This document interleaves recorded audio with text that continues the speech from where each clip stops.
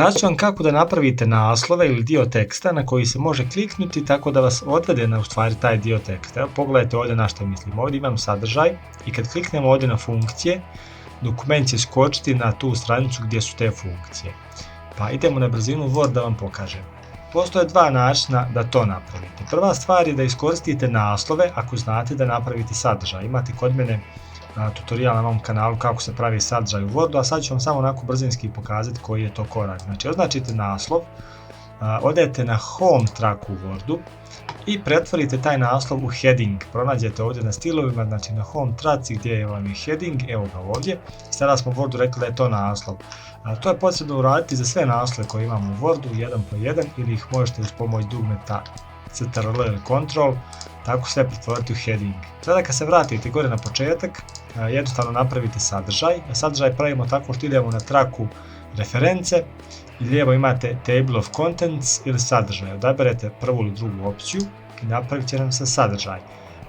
Sada u Wordu dok smo kada držimo dugme Ctrl ili CTRL, vidite kako se pokazivač miša pretvori u stvari u ruku. Dok držite znači CTRL odnosno Ctrl i kliknete na neki naslov, vama će Word skočiti na taj dio teksta. Evo još jednom, jedan primjer, to je to. Ako ne želite da pravite uz pomoć sadržaja, nego želite da napravite uz pomoć nekog običnog teksta, znači da nisu u pitanju naslovi, možete uraditi ovako. Označite dio teksta na koji želite kasnije skočiti. Evo recimo ja ću označiti ovo ovdje kompjuterski virus, ići ću na traku insert, imate ovdje bookmark. Pojavit će vam se mali prozorčić i vi sad to je vašoj oznaci morate dati neki naziv, pa stavit ćemo ovdje, evo, kompjuterski virus i kliknut ćemo kada to otkucamo ovdje desno add. Tamo je jedna napomenica na koju sam ja zaboravio, bookmark mora biti jedna riječ, tako da ili to spojite ili spojite sa onom donjom crtom, idite na add i sada se oznaka za ovaj dio teksta stvorila. Sada negdje gore gdje god želite da napravite tu prečicu brzinsku, znači otkucate dio teksta, na primjer kompjuterski virus,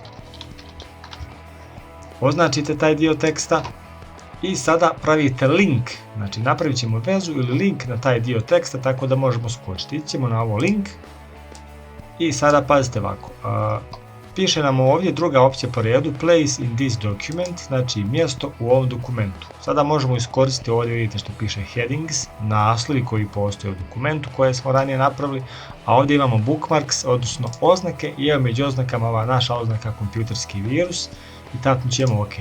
Sada se stvorila veza između ovoga kompjuterski virus i ovoga ovdje dole dijela kompjuterski virus. Sada kada opet uz pomoć Ctrl tipke tapnemo ovdje, skočit će nam Word na taj dio. Znači možete napraviti vezu na bilo koji dio teksta, evo ovdje ćemo napraviti na zaraženo računalo, znači idemo na bookmark, ovdje kucamo opet znači naziv te veze, evo stavit ćemo zaraza, idemo na add i oznaka je postavljena, a sad ovdje ili gdje god želite možemo otkucati tekst, označiti ga, ići na link, opet označimo ovo place in this document i evo ga ovdje zaraza.